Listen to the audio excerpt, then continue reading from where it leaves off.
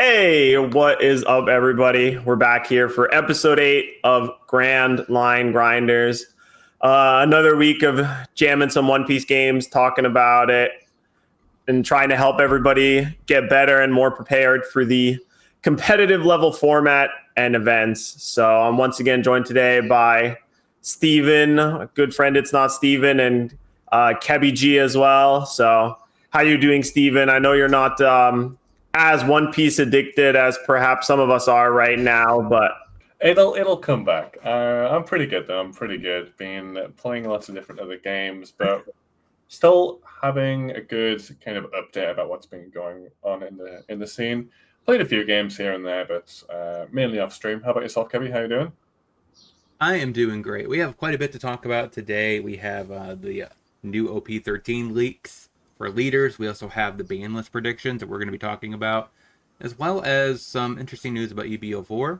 Also, all of them are going to be very interesting topics, I think. I'm going to save the EB04 to last because I have something I really want to bring up that I think no one's talked about regarding it that I think might catch your attention and could be a huge change to One Piece. But let's dive straight into, of course, the normal, the changes in the meta. So Smoker's kind of just flopped this past week, and Buggy has kind of skyrocketed. But I think the caveat, of course, of what I heard earlier about the half-breed is the sample size is much lower than normal. Yamato is only getting 570 games. There's probably not a lot to talk about here just because of the lack of actual people playing ranked, which seems kind of weird. What do you guys think of, first of all, what is the actual issue that you guys maybe think that reason why people aren't playing as much ranked? Well, first of all, that's still a pretty solid number of matches for week 1 because the rank limit this is week 4. I think is it really? Yeah, it's week 3 or 4. I'd have to check because Batsu normally puts one kind of his Twitter about what the player base has been like. But otherwise, I think it's because it's the same kind of decks over and over again at the moment. Yeah, and the top 2? I mean, even like the top 10 hasn't really changed too much to the entire format, right? Okay, true. It's basically being like Smokers in and Oil Luffy's out. That's basically it. And against Yamato as well. Yeah, Yamato is in and Oil Luffy is out. Smoker's always kind of been around the top 10. It was not in the first week, but yeah, because it came up, 2-3 weeks ago? And we were talking about it. I can't remember what else dropped out. Something else dropped out. So you think this is just because people are tired of facing these 1 and 2, and the meta is just kind of stale because of Bello Betty and Blue Purple Luffy? Yeah. Maybe it's playing OP12 a little bit. I don't know.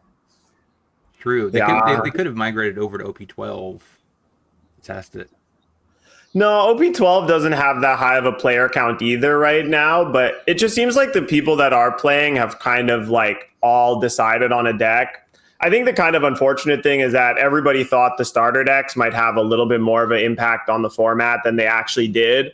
And it ends up being the only one that really matters is Buggy, with like Yamato kind of helping here and there. And I guess the biggest thing is that people have just like 100% decided the best Yamato list is just like all in on Wano. I think they're playing like 4 copies of Toneyasu now. Yeah.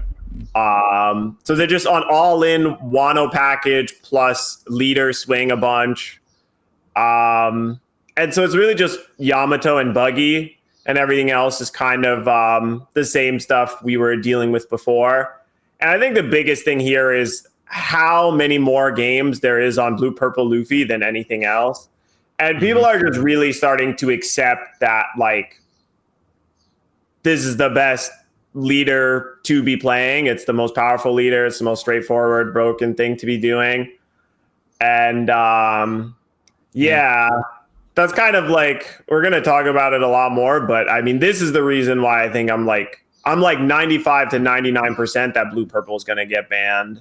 Yeah, I mean, especially since even if you think about it, Buggy, Teach, and Bonnie, you add the matches together, it probably is equal to or a little less than Blue Purple Luffy. It's kind of crazy to think about. Bello Betty being very safely second highest played deck as well speaks volumes to how how polarized it is. Everyone seems to basically be playing Luffy or Bella Betty. Yeah. And then there's a few. Either you play the slowest deck in existence or you play the fastest deck in existence, and there's not much left in the middle right now. Mm-hmm. And even Grape Luffy isn't getting a good win rate right now. That surprises me, but yeah, too much Betty, too much Zoro. Yeah. I think Grape is like even worse against Betty than Blue Purple is, because Blue Purple at least has like 9 Mom and God's Thread and Blocker Katakuri or whatever. So you can like draw the game out a little bit, get some removal here and there. But Green Purple, it's like unless they draw Luna or they have Gamma Knife in their deck, there's just nothing they can do to stop from getting beat down by these giant like 8,000 or 9,000 power characters with the Bonnie or the Bello Betty leader effect. Sorry, I don't know why I mix up Bonnie and Betty all the time, but it's why I'm so hype about the ban list, which I feel like has to be the next thing that we like talk about a little bit, because to me, I mentioned it on stream a little bit where it was like, I am like 99% sure Blue Purple Luffy is going to get banned because it should get banned. And Gum Gum Giant is like 90% for me, but I could see them restricting it to 1. And so we're going to be basing off this little section here. I found something from Spell Mana. So we're going to talk about some of the things that they brought up. And then we'll also do other little cards as well, because this is a nice starting point. So one of their main things they talked about, of course, is Gum Gum Giant. I do not think Gum Gum Giant is going to get a ban. It's kind of like the face of PRBO2. The all are and the other. So, I mean, for me, like, I don't think it's going to get the axe. But I know it's definitely up there, like, as in the possible, it should be banned. Yeah. What do you guys I think if they don't at least restrict it to 1, it's a huge mistake. That's what I would want. If I was in control of it, I'd restrict Gum Gum Giant to a 1-of copy. Because normally the first one doesn't impact the game state too much. It's obviously still a very strong card to play. But it's whenever the second or third one comes out, if they're constantly leaving a don up, you constantly have to play around this idea of, if I only swing, 8k or 9k into a 5k or 6k leader respectively, then I'm not actually getting much value, and I'm actually helping my opponent just cycle their hand. I think as a 1-of, I think it's absolutely fine. I wish it was banned, but I'm actually agree. I don't think it will get banned. I hope it's somewhere in the middle of it just gets restricted to a 1-of. Actually, do we have any cards on the restricted list? No, not right now. Okay. Every card that was on the restricted list either got removed or banned. So it was either unrestricted or banned eventually. And that's kind of where I'm thinking about too, where it's like maybe they restrict it for a while. And once we have other leaders that are on the same power level as like the Purple Luffys or whatever, maybe you can unrestrict it later. But it just leads to really stupid game states, and especially in like, it's just the worst card to play against in end games or whatever, right? Like if 2 players are at 0 life and, no blockers, then the person with Gum Gum Giant always beats the person without Gum Gum Giant. There is no like getting around that. And it just makes it very tough because it is so often the deciding card of a game. If you have it, you win. If you don't, you lose, I could see that. I could see that being restricted as a 1-of. I mean, it probably makes sense, especially with the current design that they're going forward. It seems like they're printing a lot of cards that have 1 effect and a 3k for 1. It seems to be the norm anymore. Yeah. So, I mean, it probably is not going to be that big of a hit if you restrict this to 1. And then you just fill the rest of your deck with a bunch of cards that have that same kind of bullet plating where it's 3,000 boost for 1. I mean, it's not going to be. It's basically going to make it pretty good still. Yeah, especially like you said, a lot of the events that are +3 and have some other effect, they only buff your leader. So I think the fact that this protects leaders and characters just totally pushes it over the edge. But I could see it being restricted, but I can't imagine them banning it before PRB02 comes. That's just me. It would be awkward, that's for sure, if it gets banned even before Premium Booster 2 comes out in English, which is still quite a way I actually away. want to buy the alt art for this one. It's like one of the few that I would. So it looks cool. But like, it makes a lot of sense. I presume this article may go into it earlier because if this doesn't get banned, my idea wasn't actually going to be the Katakuri. It was, I think, yes, there's some interesting choices on here.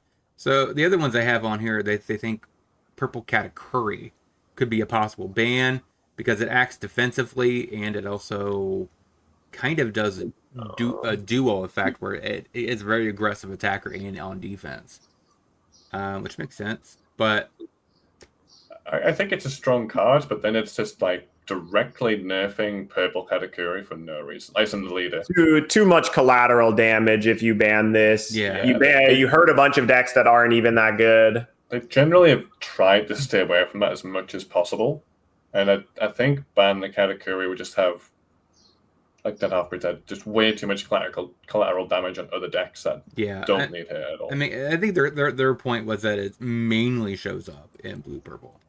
No, but you just have to ban blue purple. That's like, I'm actually surprised. That's my big soapbox is like, there's no option of banning blue purple or not. You like just have to ban it just because like it's bad for gameplay, it's bad for viewership, it's bad for tournaments. It's been all over Japan, all over America, all over the EU, and like the leader effect is just too strong. Having so much more information than your opponent just doesn't create for fair game states. It's like, to me, Blue Purple Luffy is the second most broken leader they've ever printed. Number 1 is Sakazuki. Number 2 is Blue Purple Luffy. Number 3 is Red Purple Law. So I just don't see how we live in a world where it doesn't get banned. But that's my like. Yeah, I agree. I don't know why this article didn't bring up Blue Purple Luffy because I think this is more of just suggest nerfs and not to ban the leader. I think they're trying to ban cards that hurt Blue Purple Luffy without banning it. Yeah. But the biggest problem for me is there's no ban of a card that you can do that would that Blue Purple Luffy cannot adapt to, right? Like if you ban Katakuri and even if you ban Lin, they'll just swap to playing the Don Quixote Doflamingo package, which already has been doing all right? Where they just play Sugar and the Atrop Doflamingo and Rosinante, and it even gains more cards in PRB2 with the like Don Quixote blocker and such. So it's just too flexible of a deck. Now this one is a little bit more of an interesting discussion. What do you guys think about Sanji and Pudding? Does Grape Luffy need to be hit? I think restricting or banning Gum Gum Giant is enough of a hit to Grape Luffy. Yeah. But I'm saying in the caveat, what if they don't touch Gum Gum Giant at all? If they don't touch Gum Gum Giant at all and they do ban Blue Purple Luffy, then Grape Luffy is definitely the best deck in the format with how aggressive it is and low to the ground and like how much it stays alive in the late game with blockers and Gum Gum Giant and such. But if you ban Sanji Pudding, you might as well just ban the Grape Luffy leader. There is no Grape Luffy deck without Sanji Pudding, right? 100%. Yeah, we'd have to like pivot to straight up Pudding, which is kind of weird and awkward. But doesn't. No, you can't. Because it doesn't. You have to have only Straw Hat Crew characters in play. They would have to literally reprint a promo of this card, but just worse. Yeah, it had to put the stuff in tapped. I don't know what they would do. Maybe it's like make it a 5-cost 5k power and just call it a day. Well, like that's if they got banned with this. Yeah. I think it would be rested. The Dawn would come in and play tap rested. Maybe, yeah, but it's like maybe. Yeah. It's an interesting, cool deck, right? I like the idea of the Grape deck of like constantly having less Dawn than your opponent and being a like. Yeah, it kind of has. The problem with Grape Luffy is it's supposed to be a glass cannon deck that has 1 million bricks, but it gets a lot of cheap characters into play fast and deals you a bunch of damage with the like Jet Gatling Luffy. But with Gum Gum Giant existing, it's not actually a glass cannon. It's just a cannon. So there's no fragility, right? So for the most part, they brought up Cody Jones as a possible green, but then again, like I don't think Cody Jones actually seen much play in OP12 because of the demon right card. Yeah, the event. Yeah, the event is kind of taking over, which Yeah. actually I believe like it isn't like Gum Gum Giant much worse than OP12, like on average to be able to win. No. No, No, I No. mean, if you think about the best decks and format that we've just had a look at from the meta report, like how many of them are running Cody Jones? Like Bonnie, I guess, and then maybe Smoker, probably Yeah. Smoker. Bonnie Smoker. It's Bonnie Smoker and then plus Zoro when OP12 comes out. But Yeah. like Blue Purple Luffy is still 20% of every tournament, and it's 2 to 4 of every top 16. yeah, I can't remember. Didn't someone in your chat actually bring up that like the fact that Blue Purple Luffy is not winning? Yes, Yeah, it is which is- true which is that very Blue weird. Purple Luffy has It- yet to win a championship in Japan. There's been like 10 championships, and Blue Purple Luffy hasn't won one yet.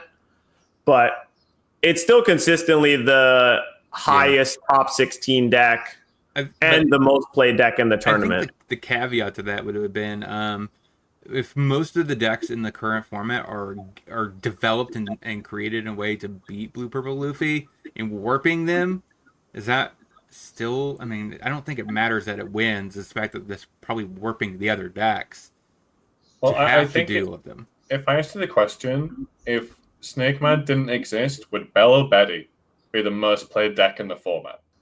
I think it still would be. It would be a hard no. I think it'd be in the lower But tens.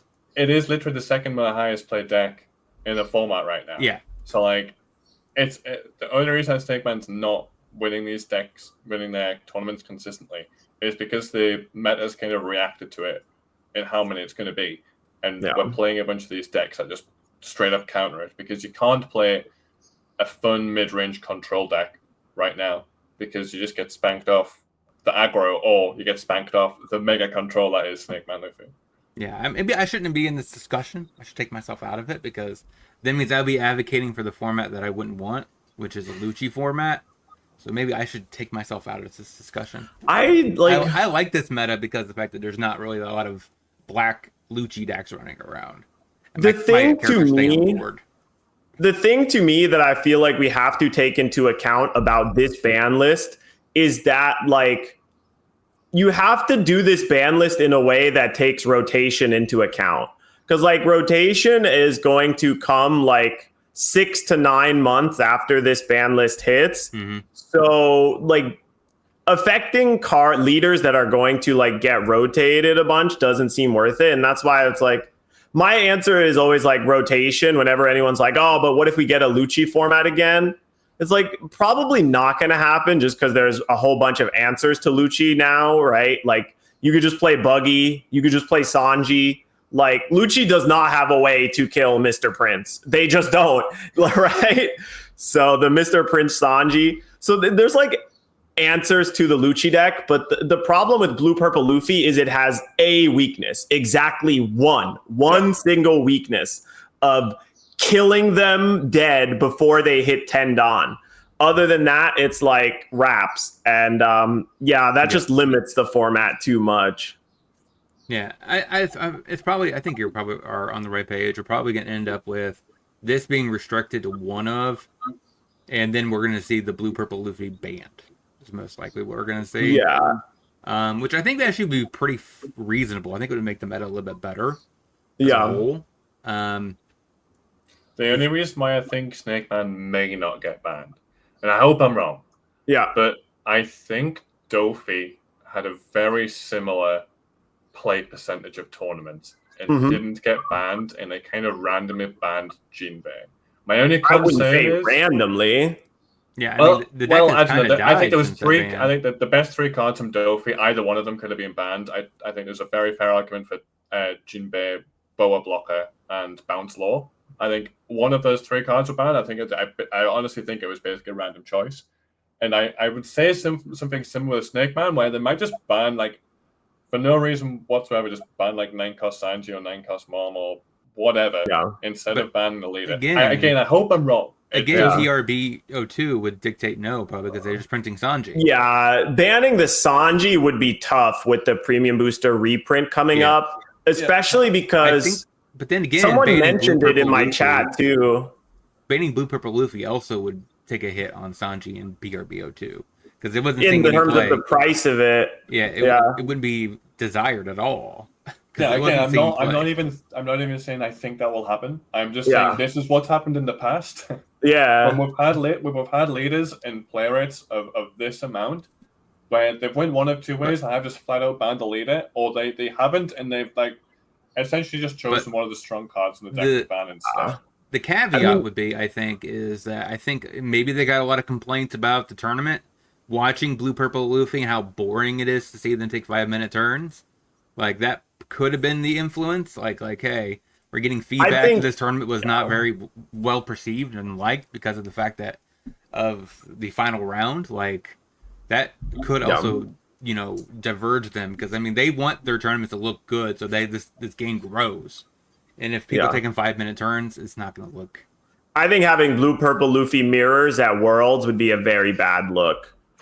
And so I think that's probably why this has a difference between Dofi. I don't think people are really upset to watch Dofi work. I do also think that Jinbei was the most broken card in Dofi because, like, there's no other card in the game that lets you get 2 5K bodies for 3 Dawn. So the other caveat, so I guess we're talking about Jinbei. Would it actually been okay if they would have just restricted Jinbei? Well, you got to think Jinbei was out for what 3-4 months before Dofi was even close to a tier 1 deck. Like Jinbei was not Jinbei was not the reason that Dofi became popular. It was a card long before the structure deck came out, and it was because of the structure deck. It was because of the bow and the law that got released that it became a tier 1 deck. Yeah, that Jinbei was pushed it over. Inherently, Jinbei was not the problem. The deck existed for a long time when Jinbei was a card. It was only when the boa and law. It was and it's something similar with Snake Man, where you could say Gum Gum Giant, Sanji, and I just like I understand your argument. I just do think that Jinbei was the problem, but I agree with your assessment that like it wasn't a problem until it actually had enough a high enough amount of characters to play off of the Jinbei for it to reasonably go off. Sanji, though, isn't it? Like again, I don't think 9-drop Sanji really banned, but it's exactly the same situation. Sanji was not a problem until this deck came around. Jinbei was not a problem until the Star deck came around. Yeah, I can see a world where if Sanji wasn't getting reprinted, that it gets banned instead. But again, because I think you're basically making the argument that they're trying to nerf the deck to keep the fans still around. Because Dofi made sense, right? Because Dofi, it didn't have a decent fan base. People loved blue Dofi. So they didn't want to just ban it, rip it out right from underneath the people that love Dofi. But hitting Jinbei was, I think, the correct choice because it proved, actually, it might have been proved that it was too good of a ban because it's kind of just died. Yeah, it has went from tier 1 to like much worse. It stuck around a decent amount of time until OP13 came out, right? Yeah. I guess it really got hurt because all the blue players swapped to Buggy. That was the biggest thing, it feels like.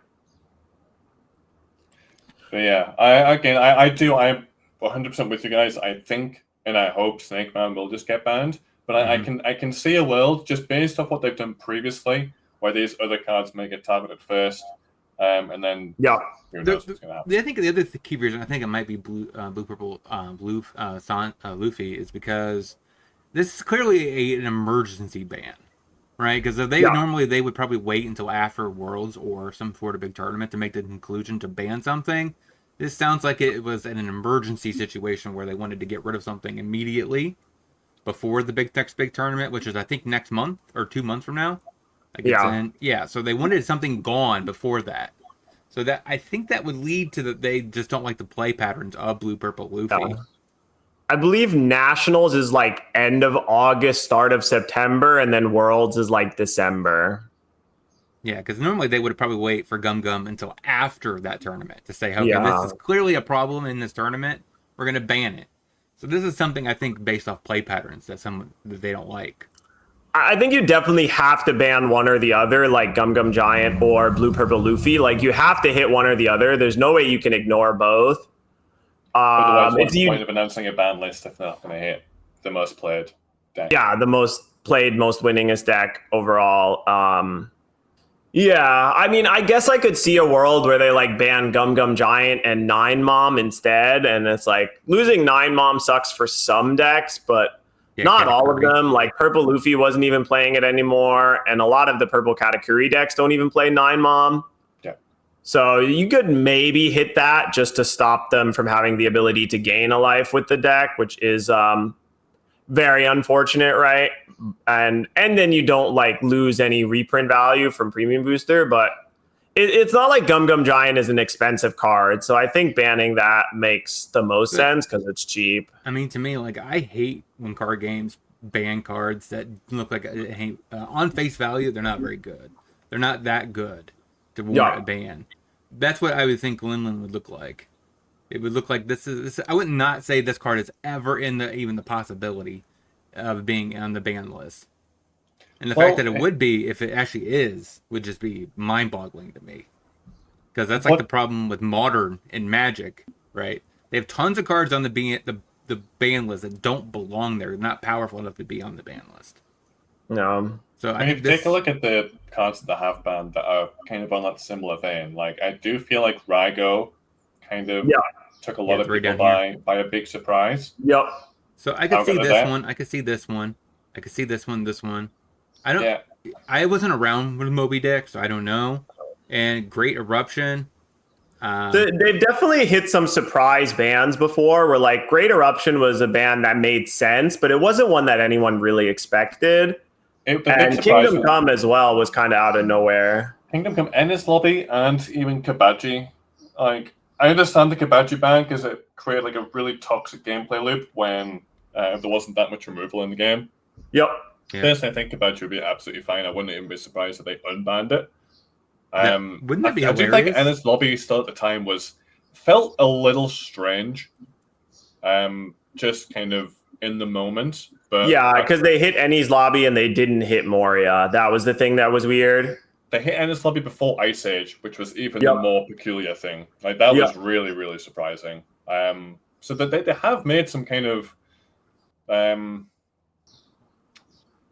almost surprising ban lists in the past. I think there will be one or maybe it's even two cards that we're gonna say get put on this ban list that we were like, why or what? Where's that ban came from?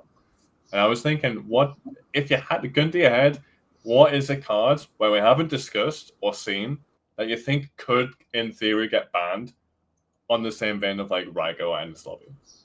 I feel like it would have to be something either from Green Purple or from Zoro. It's kind of weird to me because it's like I'd almost be tempted to think that like they could maybe hit like the Perona Searcher, which would be weird, but that card really has like completely warped green decks around it. Yeah. Something really random. The other one thing that I thought that might be really random if they don't want to ban Gum Gum Giant and they just restrict it, they could like ban the Going Merry stage, the purple one. Yeah, that was someone brought that up before, Going Merry. That could be a decent shout if they wanted to hit Great Luffy. Actually, I like that shout a lot. What would you feel about a Karasu ban? I think Karasu ban would be really unfortunate because there's a bunch of decks that are already really good against Bello Betty, and those decks only get better if Gum Gum Giant gets banned, not worse. I don't think Bello Betty's an issue. I agree. Look, I agree. But when you think about that card in a vacuum is absolutely bonkers. It is pretty good. Yeah. It is basically one of the best cards in the game. It is. It has a very unique effect for sure. Yes. And I'm not just saying this because I have that card literally coming in the mail either. No, I'm just kidding. I literally picked it up yesterday. We're going to talk about it soon, but there's a OP13 Sabo that can play the Karasu, and I think taking it away from that deck would be sad. Yeah, that's kind of why I started picking up Bello Betty, like I told to Halfbreed, is because when I pivot to Red-Black Sabu, I'm at Karasu, maybe Limburg also makes the cut. Well, my other would be probably just a Revolutionary Army HQ. I would maybe see if just ban the stage from the deck. Yeah, because that hurts Bello Betty specifically, and it doesn't hurt the red-black deck at all. Yeah, I think that would be my other shout. guess Otherwise, It's funny. It's funny how stages are either like completely broken or utterly worthless, huh? There's so many stages that are like up for potential ban or have been banned, just because there's so little way to interact with that, like I think it's extra value every turn, right? Yeah, it's kind of hard to decide if where does the advantage come from a one-time event versus a little permanent stage effect. What's the balance between the two? Making they could even cheaply ban full OLED. Like I wouldn't be surprised. Yeah, but like they don't need to. Like I don't think Blackbeard players should come after us or anything. But I could see a world where they ban that as well. That is a really nice preemptive ban in terms of one of the decks that is kind of being held down by Purple Luffy that would get a lot stronger if Giant and Blue Purple got banned.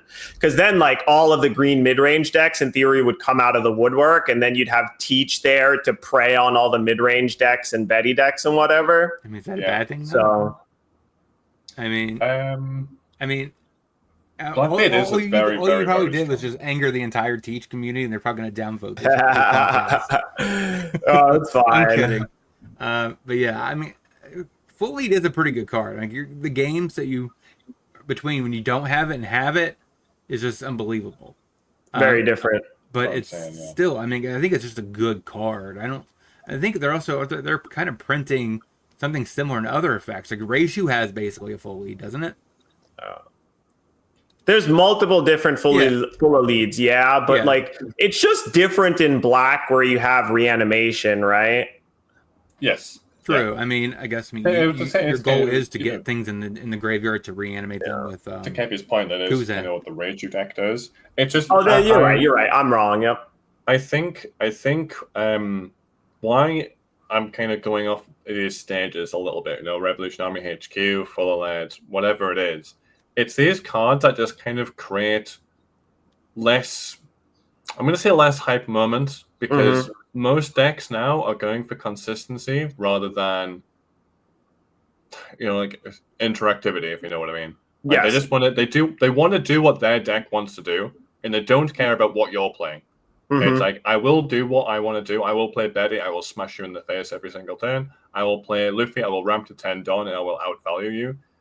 And then you're going to go Grape a little bit in the middle of I will hit you in the face a bunch, but I will just take a bunch of damage and end up with like a billion cards in my hand. And it's not like, it's very much not reacting to what your opponent plays. It's, if I pop off, I will win the game. If I do not pop off, I will probably lose the game. And these stages kind of help mitigate that by a lot. Yeah, I mean, and help these inconsistent decks become more. They act in a way similar to how Magic, and you have your in your sideboard. You have cards that are good for grinding matchups. It's kind of what stages are great for, right? They're great for the grindiness. So, like, if that's kind of why they, for the most part, Bell Betty was not playing the HQ, and they finally realized that hey, in order to compete against mid-rangey decks, go long decks, it's better to play HQ in your deck because it does give you that long term.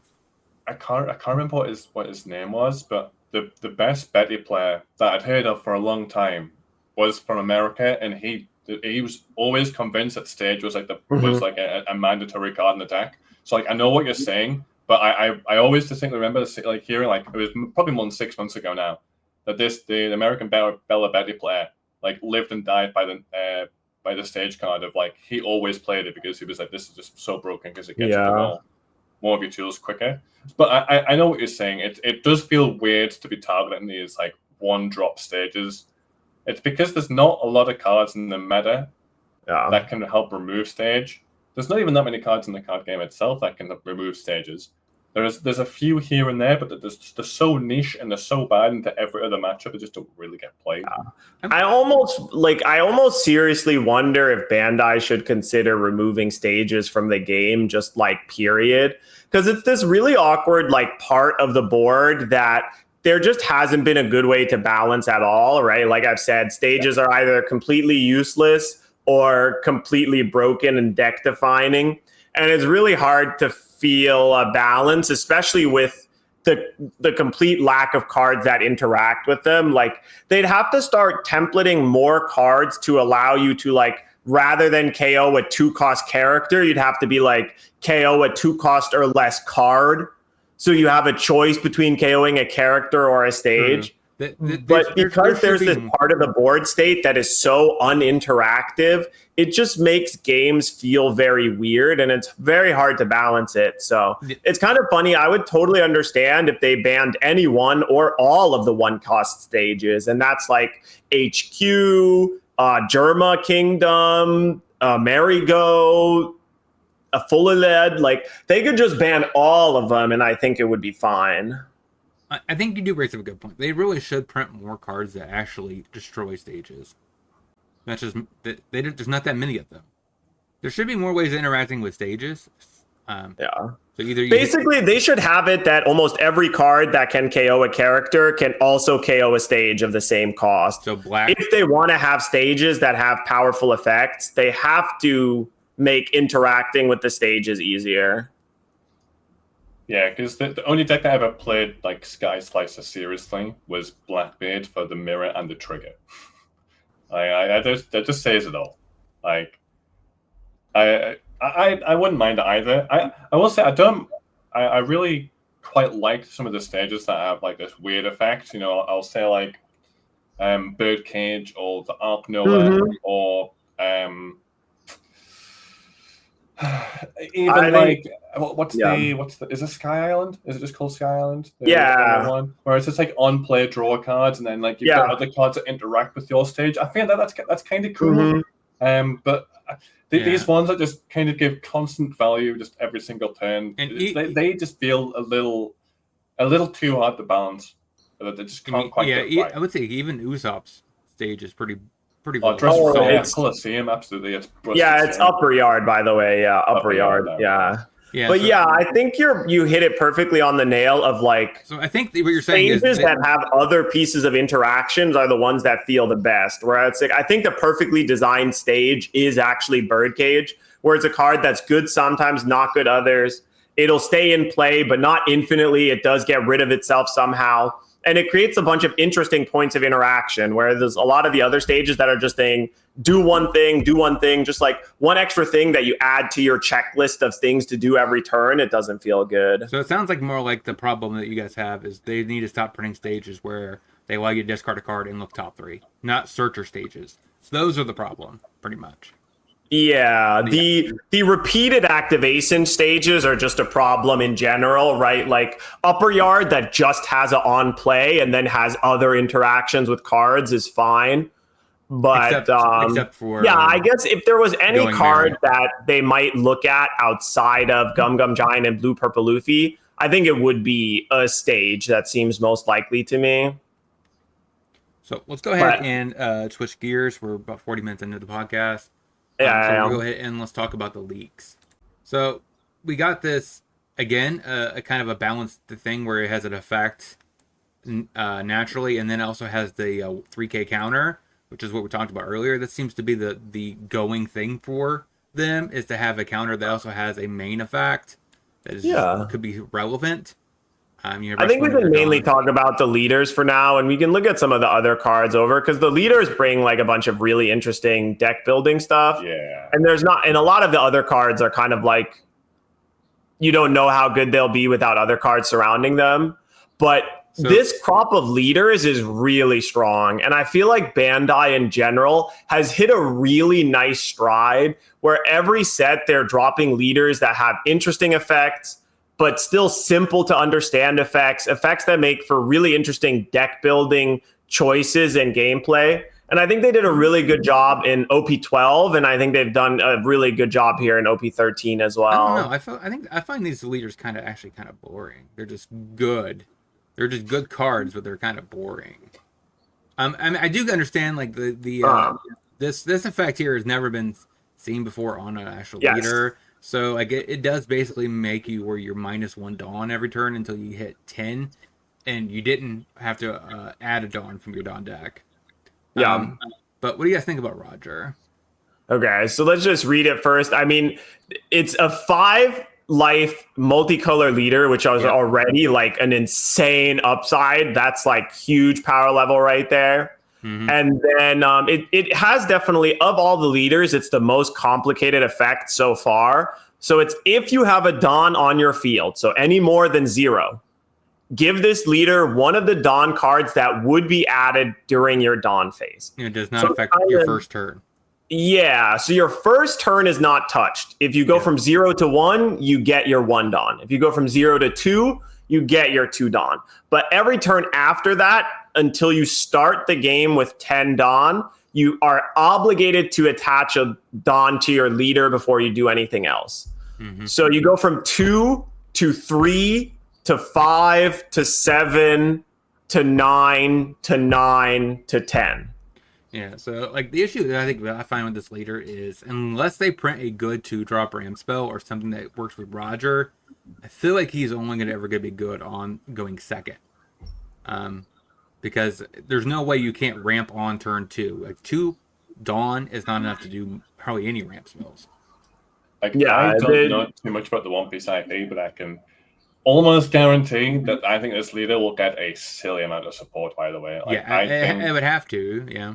I think it will. I know what you're saying, Kevin. Like right now, it's not super overwhelming, but I mean, we've seen how effective just ramp strategies are in purple. You know, the current meta has very much shown that. Yeah. And like the being 5 life, but the only kind of downside is you're a 5k leader up until you're like essentially 4th or 5th turn. It is crazy, by the way. Like I am so surprised it's this. It's kind of weird though, because if you think about it, it's kind of like on par with like a Beer Luffy, right? You become a 7k leader around about the same turn, actually turn after.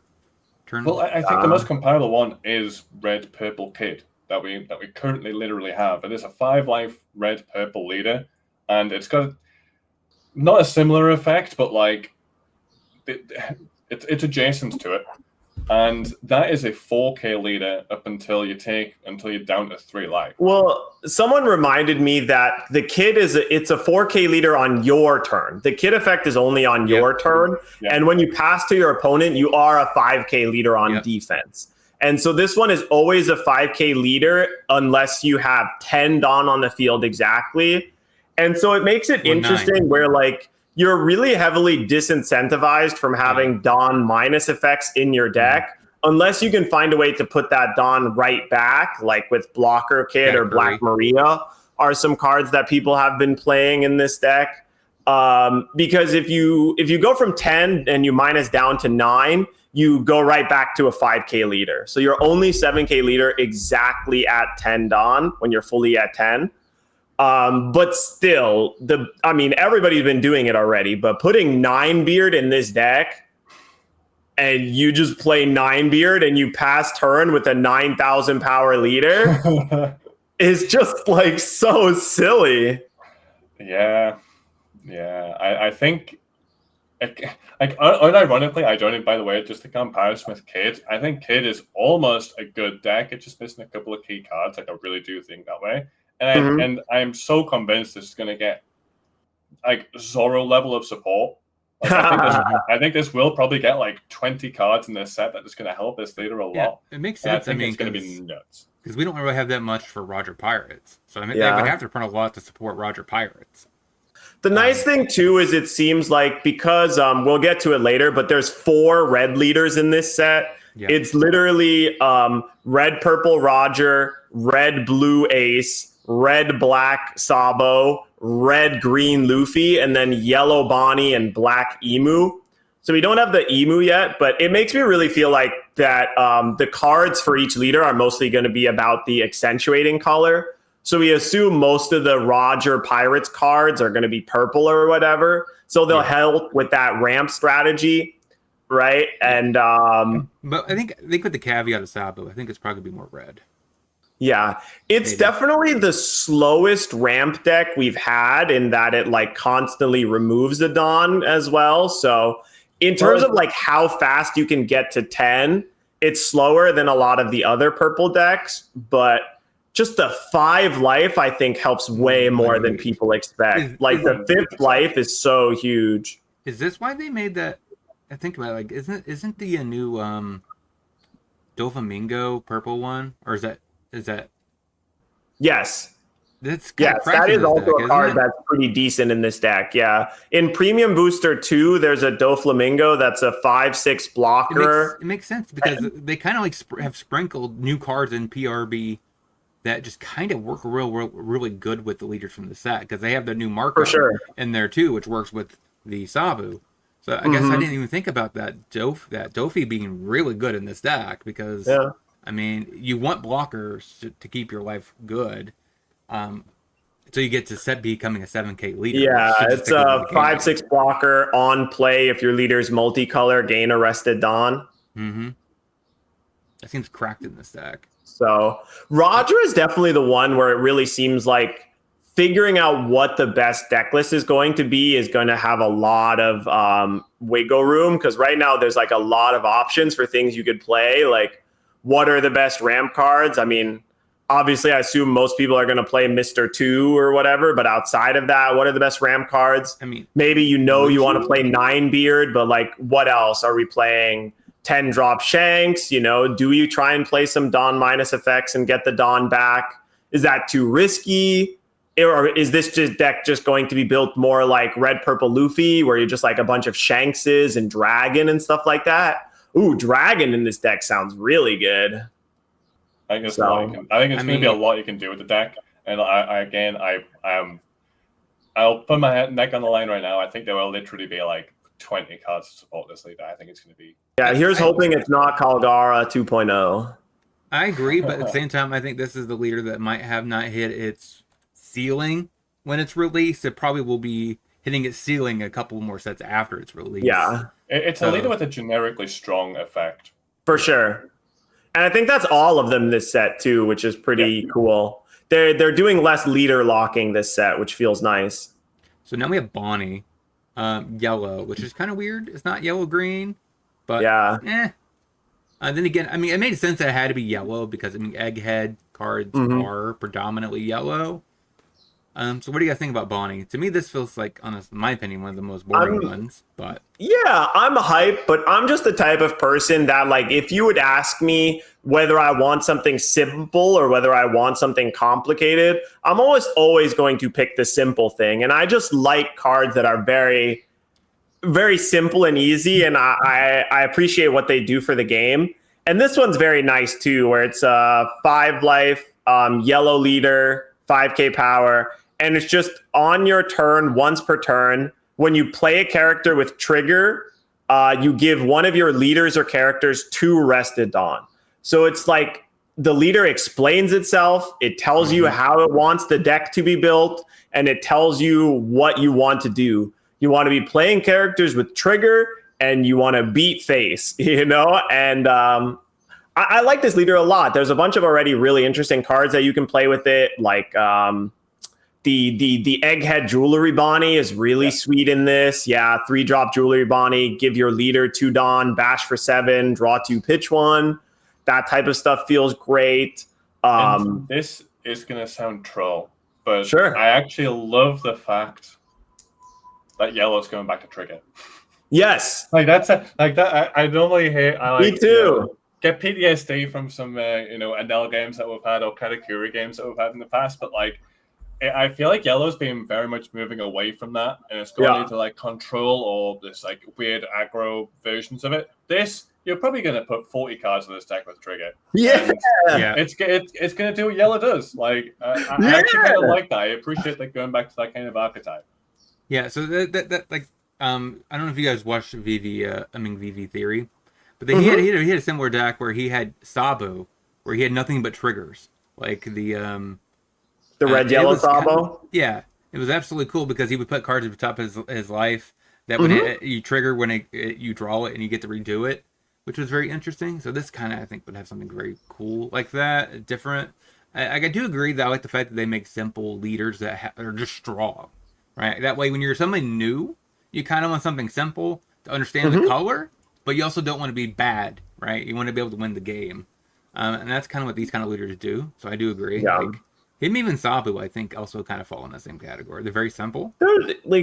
There's just already a lot of curves that you can imagine with this deck. I mean, I think what's really cool about these leaders is a lot of these leaders, you don't even need to look at any of the new cards, and you can already have like a pile of like, 40 cards that are pretty good. Like, just imagine this curve of Jewelry Bonnie of like, you untap, you play a Searcher or a like Shirahoshi blocker, you go Basil Hawkins on 4, attack for 7, banish or the devil, not Nico Robin on 6, banish a life, attack for 7, 8-drop Kid on 8, banish a life, attack with all my guys.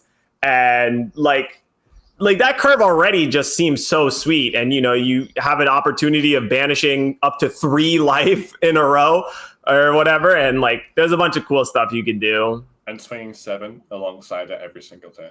I think this will be a very, very good leader. Again, just super generic, like super good, generic, simple, easy to understand. This feels like what they wanted to do with Red Dragon or whatever, but more straightforward. Yeah, I like it. What do you guys think about Red Black Sabu? This is actually one of the leaders I'm actually thinking about picking out of this section. I do think it's very simple. I do like this line of clause. This is a great way of making 5 life 2 colored leaders. They probably, hopefully they will put this on more cards in the future, just where it's basically a 4K leader until you go down to 4, which I think is a great way of solving the dilemma. But at the same time, you might also argue, I mean, you do get the same amount of card advantage in a game versus one colored leader like Bonnie, which kind of is a little bit too much. Gain another color, but I think this actually is just kind of like a mixture between, it's kind of like a Zoro for yeah, it's like the mono red Zoro, but it's really powerful just because it's not just your turn. That is the thing that I think really pushes this leader over the edge, is that like Dawn 1, all of your characters get +1 on offense and defense is so strong. And you can get this active as soon as your 5 Dawn turn because of all of the new Black Revolutionary Army cards that buff their own cost. There is, I believe there's 8 or 12 4-drop characters that you can play that turn themselves into an 8 cost. I think it's 12. Yeah, it's a 2K, a 1K that kind of sucks, and the blocker hack, which is pretty good. So the fact that you can go first and then just like on 4, play an 8 cost and attach a Dawn to this, and then your leader is back to being a 5K or potentially even a 6K leader on offense and defense. And you also make your characters bigger, so it's harder for them to get KO'd by combat and stuff like that. It's really cool. And the Black Revolutionary Army package is pretty strong once OP12 comes out. The flip side as well is right now, you probably won't, but having Dressrosa tag is super duper nice. Just in case there's some random cards that maybe just combo with Colosseum, where you could actually technically play it in Sabo.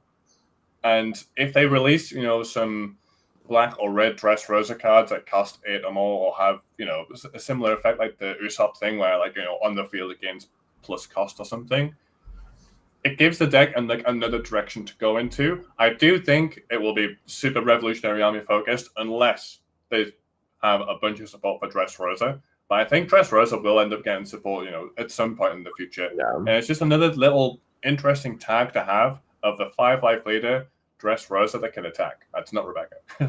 Yeah. Correct me if I'm wrong. Is this the first set that's in the 4? Or is OP12 in 4?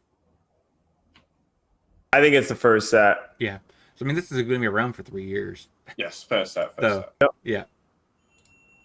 I mean, have either of you guys yet had the chance of casting the OP12 8-cost dragon? I have not touched anything with OP12 yet. Okay. So OP12 has this 8-cost black dragon that it needs your leader to be Revolutionary Army, and you have to put 3 Revolutionary Army cards from your graveyard to the bottom of your library. But if you do that, you can bring back any character with a cost of 6 or less from your trash into play. And that card is so gas. It is so juiced. Holy. Yeah, it provides you a lot of value. And the big thing right now is there isn't a great 6 cost to bring back in black or red. There's a bunch of really great 5s. And obviously bringing back the 4 cost Karasu is really strong as well. Wouldn't be bad either. Yeah, and so you just got to keep an eye out for 6 costs when the set spoiler comes out because of how strong that dragon is. The dragon is nutty, by the way. It's so insane, especially in Koala. Like, man, playing a dragon to bring a 6 cost Kuma from your graveyard is so gross. I mean, we have 6 drop Sabus, right, already? Are they technically not Revolutionary Army? Well, they don't have to be Revolutionary those Army. That's the thing that's sweet. That's 5. That's a 5. Yeah, most of them are 5s right now. Because they work with the red, red, yellow law or Sabu. Yeah. Yeah. Done with that. Anything else to talk about when it comes to Sabu? No, again, they're pretty generically good leader effect. Ace is going to be the one that I think is going to be a little more tricky to figure out on how you want to build it. It is the traditional stock. I figured it was going to be red-blue. I figured that was going to be guaranteed. 6,000, 3 life. It's like a traditional stocks, 2-colored 6K leader. You may discard 1 card from your hand to give, once per turn, your opponent's leader or character minus 2,000 for this battle. I do agree that VV Theory was right. I mean, it's kind of sad they didn't do per turn. Like, to get you could fight Gatling, Luffy, or something like that, where they untap. Yeah, Zoro leader is the big other one. Yeah, it would be kind of nice if they actually made it that way, but they didn't. And then on your turn, you may take 1 damage, or no, once per turn on either or. So with the new Marcos leader, the new Marco card, 6-drop blocker, draw when he KOs, draw 2. If you have a 6,000 or more power, you draw an additional card on KO. So this is kind of nice. It kind of rewards you for going aggressive with your characters, turning them sideways. If they KO him anyway, who cares, right? You're drawing a card. So what do you guys think about this card as a potential leader? I mean, I think it's really interesting, especially the second half of the card, which is really nice, which reads a lot like, is it Usopp? It's like a combination of Usopp and the blue-yellow Nami, right? Where like Usopp let you draw a card with when one of your stuff is KO'd, and Nami let you draw a card when you dealt damage or took some damage, and this lets you draw a card if your character is KO'd or you take damage. It just means you're like, the nice thing kind of is it's a way to make it's a way to give a multicolor leader with low life total more cards without giving them more life, right? So normally the downside is when you're at 3 life and your opponent's at 5, they basically have 2 extra cards in hand, right? Rather than you, and that's like a big downside. So this leader effect helps that a lot, where it's like you'll take 1 from your life, but you'll also draw an additional card to stay on par with the 5 life leaders. So I do like that. I like it. I think the color combination is pretty good. I mean, Marco is going to be the one that's got compared to a little bit, especially being Whitebeard Pirate as well. Red Blue is getting more and more tools where if the color combination is feeling a bit more smooth. There's a bunch of blue cards that are relying on power now that can bottom deck it or KO based on power. And red's getting more and more and more tools to give things minus power. The fact is the 6K 3-life leader with a very good defensive ability, like minus 2K power, but just chucking 1 card is pretty good. Obviously, it's not Nami level where it's 2K for the turn, you're a 7K leader.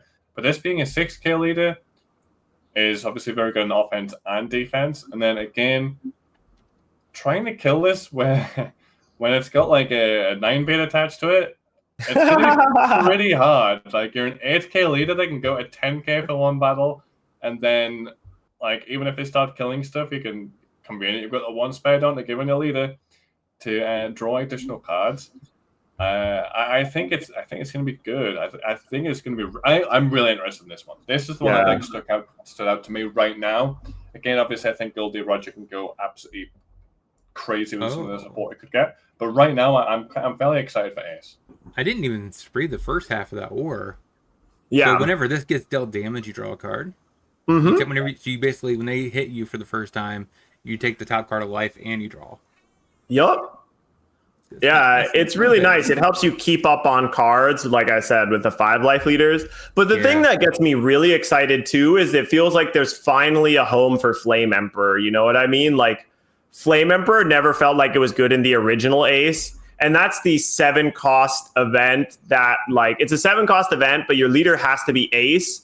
And you KO an 8,000 power or less character, and you give your leader plus 3k power for the turn and double strike. Yeah. So, like, if you untap with 7 Dawn and you play Flame Emperor to, like, imagine you, like, kill their Katakuri blocker and you get to swing for 9k double strike at their leader, it's just, like, that just sounds sick. That sounds like so much fun.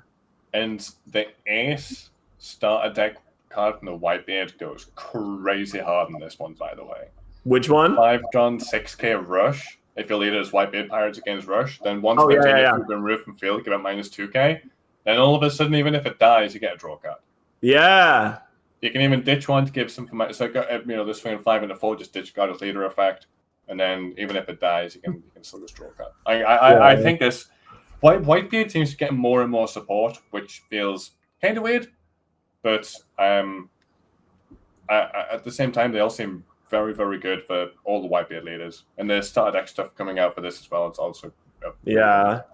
This is one of those decks that I feel like it's going to start changing the meta, because when this deck comes out, I expect there to be like a huge rise in Jozu, and then like your deck kind of has to be ready to deal with Jozu as a card, because like that card is such a tempo swing too. And with blue-red, you're going to have access to like 8 character searchers. There's a red Easel Whitebeard searcher, and then the starter deck Ace Newgate also has a blue Easel Whitebeard searcher.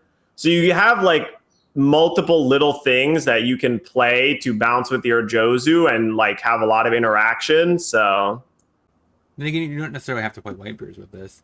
I mean, you could actually, could you actually play 4-drop Zora with this? So not only do when it dies, you get to draw a card and put something that's 5 or less cost into play. That Zoro's 5k power. Yeah. Oh, it's 5k power. Oh yeah, it's a 4. The starter deck Luffy, on the other hand, that is a very, very strong card in this deck. Yeah. Again, it'll give you leader the Dawn card. You're swinging 6-7. And again, if that dies, you draw a card. But I think this deck's actually going to be super, super strong. For sure. And Whitebeard Pirates is just like, it seems like one of the easiest ways to build it, where you just like take all the Whitebeard Pirate cards and put them together. Just because I like the idea of being able to search up Ninebeard and search up the Flame Emperor. But you are right that there's a bunch of wiggle room to do different stuff for this deck. And like just packing it full of rush cards that have 6,000 power or more could also be pretty good, because the nice thing about the first half of the leader effect is you can use it to defend your characters as well, unlike with the like Nami leader effect or whatever, right? Yeah. And I do like the fact that they designed it in a way that basically is not going to be the same deck or similar deck to Marco, right? Marco is usually animals. Yes. This is going to be a completely different version, kind of a blue-red leader. So, and hopefully maybe we'll get our very first hyper-competitive blue-red leader. Because even Marco really hasn't really ever shown up in the top 5. I think it's in a good spot, but it's such a hit or miss deck where like Marco definitely is another deck where you have to be good to play it. And I think the removal Marco list have gotten pretty consistent now. But it's one where you need to put a lot of time and effort in for not that much reward. Yeah, that's fair. I mean, isn't the reward just playing Marco? well, yeah. So. Yeah. I mean, there's a reward. I mean, it's not like any other blue-red leader has really shined off. Like Caesar Clown. Where's Caesar Clown? Yeah, Like Caesar Clown was this never dual color really good. combination really I love hasn't that deck, made a by lot the of way. splash. Yeah, I remember watching you play it, but you were the only person I ever saw to touch that deck. It's so funny. Okay. I think last one we can just touch on the red green Luffy really quick. It's like a little bit further down, and then you can talk about the extra booster news. Yep. So red green Luffy, Dawn on, Dawn -1 on attack. If you have total Dawn, after Dawn is 5 or less, you may rest any number of those Dawn. For each Dawn rest of this way, give this leader or up to one of your Straw Hat type 2,000 for the battle on opponent's attack. So Extremely different effect to anything we've ever had. I guess Yeah. yeah, for very, Luffy. very, very interesting. I think my initial reaction is I think it's going to be hot garbage, but I really hope I'm wrong. There's a bunch of interesting stuff here. Obviously, if you leave a bunch of Don up, let's say you leave 4 Don up, it's not just once per turn. You can do it on 4 separate attacks to stop 2k worth of power. They've obviously designed this to not like make people just put 8 drop kid in and just pray that it survives 1 turn and you basically win the game. Because Yeah. it is Straw Hat Crew type characters. Yeah. Right now, I feel like this is the most type restricted leader from the set. And I think this would require a lot of support to even get played over something like Smoker. It's a very, very, very defensive effect. But we've seen them work in the past with things like Shanks, where maybe it's on the first time you read it, doesn't blow you away. This does not blow me away compared to the other leaders. It's still a very strong generic effect where, I just leave 2 or 3 Don up. That's not the easiest thing to do. Like right now, it's not that easy. It is Supernova Crew, so just Supernova. There is obviously a bunch of Supernova cards that get Dawn back up, which could be very interesting. The Supernova characters. You want to boost your characters, they have to be Straw Hat. You can't defend your Cavendishes or your 8-drop Mihawks or whatever. I do think or whatever it's going to be. I do wonder if they designed this leader to be more of a green leader, because it sounds like something more like green would want. So maybe they'll have a bunch of new green Straw Hats. I mean, the first thing that I saw mentioned in my chat where people were like, maybe this will revive like the film archetype, kind of. You can bust out all the old red-green film cards for Straw Hats and other stuff and just try and be like a little more aggressive. And then, maybe don't play anything that costs more than 5 in your deck outside of maybe like the 7-drop blocker or Luffy. Yes, and it is an aggressive effect disguised as a defensive one. I will use this to defend the characters on the board, whether you're playing Cavendish to get Don back or whatever. But then the annoying thing is you can't use those Don to then defend the Cavendish. It's like you could defend him though. He could be a 7k on defense. Yeah, I think the comparison to Shanks is actually kind of a good one, where like it looks not that impactful until you realize like how many cards are really lost or exchanged in the couple early turns of the game where people are just poking each other or whatever, right? Where like normally you poke for 5, okay, I take it, I'm at 4, I poke for 5, okay, you take it where you're at 4, and then both players start the real like attacking each other when they're at 3 or whatever. But like the fact that in the first couple of turns you could just ignore those completely, right? Like you're kind of incentivized to not play searchers early, because if you go second, you could just attach a Don to your leader and say go, and then it's like, okay, well, I'll chill, you can't damage me. I'll chill, you can't damage me. And then bam, I spam out like this is another top tier user of the ST21 Rush Luffy, right? Like yes. Attack for 6, get a Don attached to my character, have infinite defense for my Luffy and my leader. It's just leaving up Dawn again, I do think it should be an aggressive deck. Leaving up Dawn in an aggressive deck doesn't normally work. Yeah. And this, more than any other leader in this set, would require very specific cards in order for this to be anywhere near tier 1. Mm-hmm. Like it would require like Mihawk level of stuff, like a red Straw Hat blocker that plays a 5-cost Straw Hat Crew, and you get there's a 5-cost Straw Hat Crew like Cavendish where it's like on play get 2 active Dawn. Yeah. Like that's kind of the level of power I think this would need, because red green as a color combo, generally speaking, has been generally speaking has actually been pretty good. Like Smoker and Law have kind of popped off in their own right, but like they die pretty easily, especially around where it's not going to want to play Airdrop Kid anywhere near it, and it will more maybe be the film Liquid Defense. It needs, I think it needs a lot of cards right now, because leaving up Dawn seems impossible for this deck. That's right fair. I mean, I think that's all of the OP. That's all the OP13 leaders for now. Yep. Eventually, we'll have to talk about Emu when it gets spoiled. But I'm expecting Emu to be kind of held off a little bit, because I assume that's going to be a leader that's more, it cares more about the characters that are in the set. It's most likely going to be involved with like the Gorosei or like secret world government stuff, cards that haven't really been printed before. A lot of these other leaders can kind of be built with cards that already exist, except maybe the red green Luffy. We'll have to see if it needs some kind of like Cavendish or Uroge style effect of its own. But I think there's a lot of interesting stuff going on here. I've already been watching some proxy gameplay. There was a Japanese YouTube channel that had proxy gameplay up, like I think it was like 4 or 5 hours after the cards got spoiled in Japan. It was insane. They printed out the proxies and got to gaming right away. So I respect it, and it's still a ways away, but this is the type of set that gets me the most excited for simultaneous release. Because like, imagine if we got to play these leaders with no other previous knowledge. I think that would be really cool. So, all right, Kebby, you had some extra booster information you wanted to share with the class? Yep. No, I'm kidding. Sorry. So the information regarding it, so they have confirmed basically that. So OP14 and 15, between the two sets combined, they will get 100% of the cards that would be in EB04 in the West, ejected into half in one, half in the other.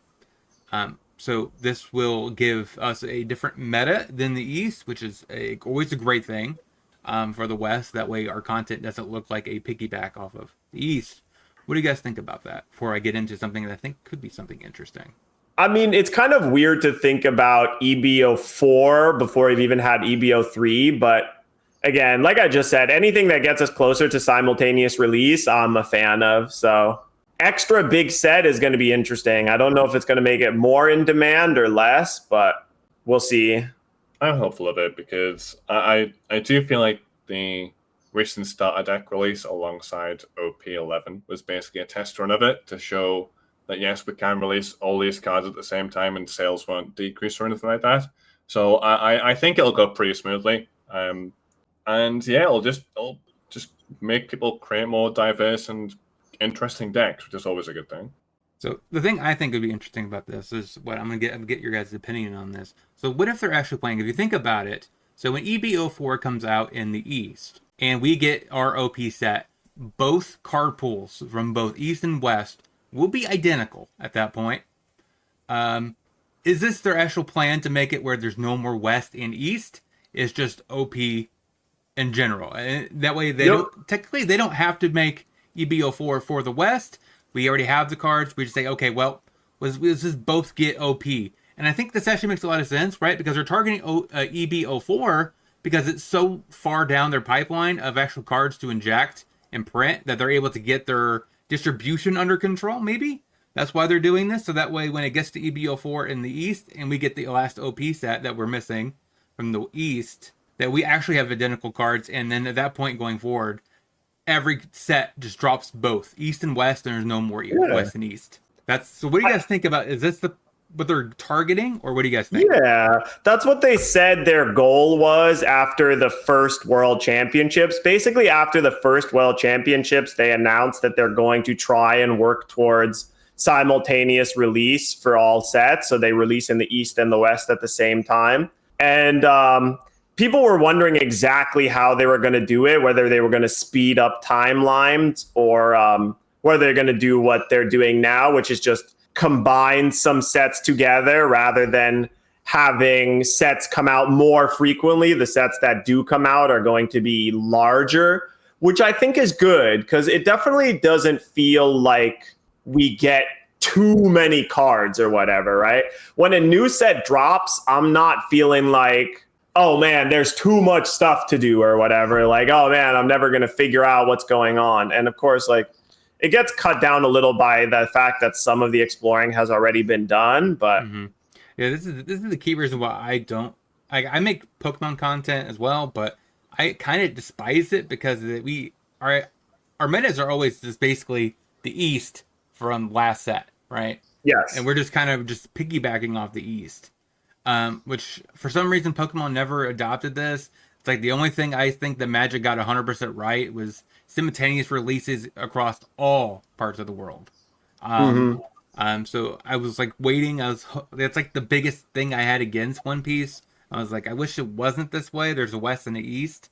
But if this is actually the case, and their plan is to get rid of that and just have a dominant. So when they have worlds, it'd be East and West, and they all have the same card pool going in together.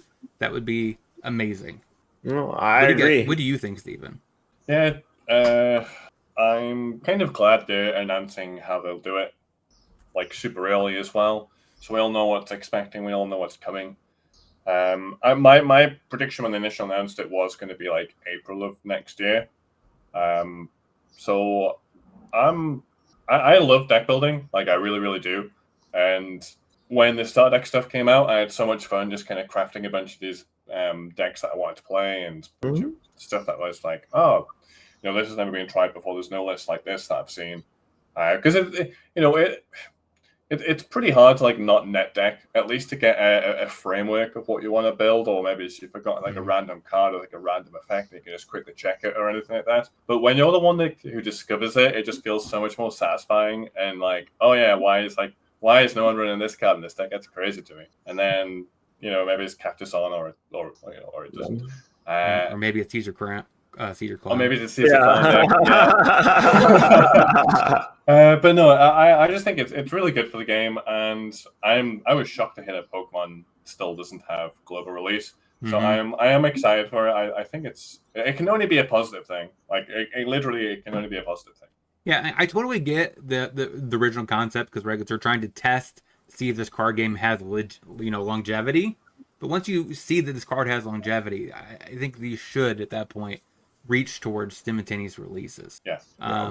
The idea that people shouldn't peak or whatever is just not realistic, especially in the like connected world or whatever, right? Like people translate instantaneously. People watch the other tournaments, even if they don't understand the language. So, and I think the extra booster sets are a perfect set to mix in because the extra booster sets mostly are focused on making existing archetypes a little stronger rather than introducing too many new ones or going crazy. So it makes the most sense to cut that set like in half kind of, and just, it's like now just going to be a random assortments of other cards that buff older existing leaders. So I think it'll work out good, and I'm excited. Yeah, I think it's going to be pretty, it's a great idea because EB, like you said, is perfect for it. And also, I mean, giving us the ability to spoil these cards and have first discussions about them and being able to play test them before the East and then get to the full set. I mean, we're getting a full set before the East. So we're able to actually, when we actually make these videos where we're talking about new cards, they're not technically like, we're going to have a top OP12 coming up on the podcast. And like, it's kind of already been decided by the East, which the top of the OP12 is. So I am excited about that. Spoiler alert, it's not Caesar Clown. Damn, tragedy. And spoiler, it's not just Kuma and then nothing else matters. Yeah, man. But it's kind of, I feel like all of this sort of happened at the perfect time, because I was kind of getting a little like stale and underwhelmed with the format we're playing in North America right now. And all of this news just like hit at just the right time of like OP13 spoilers that look cool. Here's a ban list to look forward to soon. And by the way, we're also working towards simultaneous release. So this is all good news. And I feel like it's a good time to be a One Piece player now. And like it certainly always feels like things will get better. Even if things are like not the best right now, or there's something that people are complaining about, it does feel like consistently that Bandai is trying to make things better and push the card game in the right direction of making it even better than it already is. So I'm excited for that. But I think that about wraps it up for this podcast. We got a nice 90-minute session in, a lot of yapping, a lot of yipping. Yes. So once again, it's that half-breed here with Grand Line Grinders with my lovely co-hosts. What are you, if you're going to get any games in this week, Steven, what are you thinking of looking at or playing or deck building? It will just be strictly for fun decks for me, I imagine. It'll be... I do still want to play BYS because I just think it's a funny deck. Yeah. It's quite... It's fine. Or if it was going to be like... Getting a new premium booster card soon too. Yes. Yeah, it should be very, very good. Otherwise, I mean, it just have to be Snake Man, wouldn't it? Or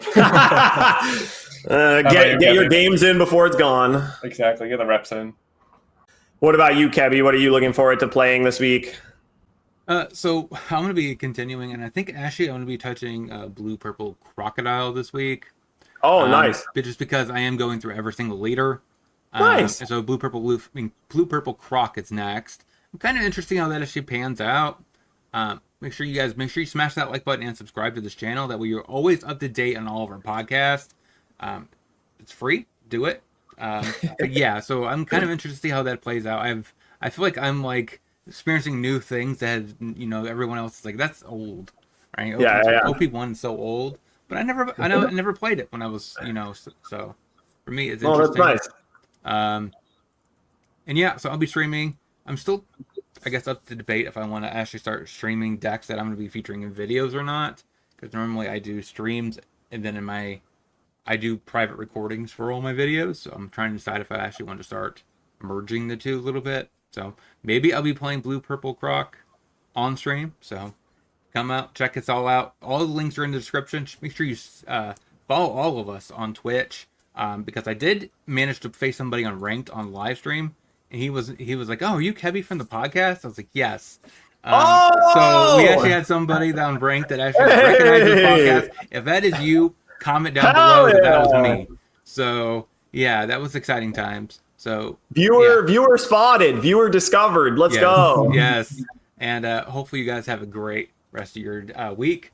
We'll talk to you guys next week. Peace.